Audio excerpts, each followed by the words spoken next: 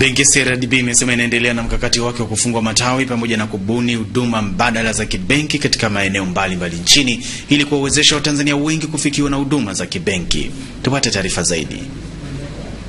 Benki hiyo ambayo kwa sasa ina jumla ya matawi yanayokaribia 300 katika maeneo mbalimbali nchini na huduma mbadala za kibenki kama Fahari huduma zaidi ya 2500, kwa mwaka jana pekee imefungua jumla ya matawi 76 na kuajiri wafanyakazi 450, na kwa mwaka huu hadi kufikia mwishoni mwa mwaka watakuwa wamefungua jumla ya matawi mapya 73 na kuajiri wafanyakazi wapya 460. Akizungumza na vyombo vya habari kukanusha uvumi uliosambaa kwenye mitandao ya kijamii kuwa benki hiyo ipo mbioni kupunguza matawi yake pamoja na wafanyakazi kwa lengo la kupunguza gharama za uendeshaji, mkurugenzi mtendaji Dr. Charles Kimei amesema taarifa hizo si za kweli na kwamba moja ya mkakati mkubwa wa benki hiyo kwa sasa ni kuhakikisha wanaongeza amana za benki kutoka kwa wateja wadogo na wakati. Lakini kweli ni kwamba njia ya kukuza sasa amana za mabenki na uwezo wa mabenki kukopesha utatokana tu na uwezo wa benki kukusanya amana kutoka kwa wateja wengi walio kwenye sekta binafsi, wadogo na wakubwa. Kwa hiyo na sisi hatutaweza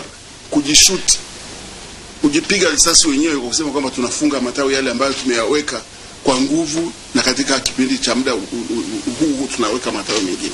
Niseme kwa mfano mwaka juzi 2015 tuliingiza kwenye mtandao matawi 76 yakiwemo government service centers ambazo zilikuwa ni kama 40, na haya mengine yalikuwa matawi ya kawaida.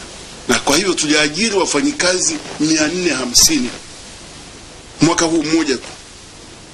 Ukiangalia kuna mabenki mengi hapa yamekaa miaka 20 hayajaweza kuajiri watu 450. Sisi tumeweka mwaka mmoja huu 2015. Akitoa ufafanuzi juu ya taarifa ya mapato ya robo tatu ya mwaka kuanzia Januari hadi Septemba mwaka huu, Dr. Kimei amesema katika kipindi hicho benki imetengeneza faida ya shilingi bilioni 63, na si kwamba benki imepata hasara kwenye robo ya tatu kama inavyodaiwa na baadhi ya watu. Kilichofanyika ni kuwa benki imetenga sehemu ya faida iliyopatikana kwenye kipindi hicho na kuweka tengo kwa mikopo ambayo tayari imetolewa kwa wateja wao, na kuwa kama mikopo hiyo itarudishwa kikamilifu, hela hiyo itarejeshwa kuwa faida. Ila mwaka huu mwezi hii hii kota ya tatu, ngoja tutenge kidogo mapema. Tuanze kufanya maandalizi. Lakini sababu hiyo hela imetoka. Hiyo hela iko kwenye reserve. It's in provision reserve. Kwa hiyo ni fedha iko benki. Lakini tunasema hasara gani?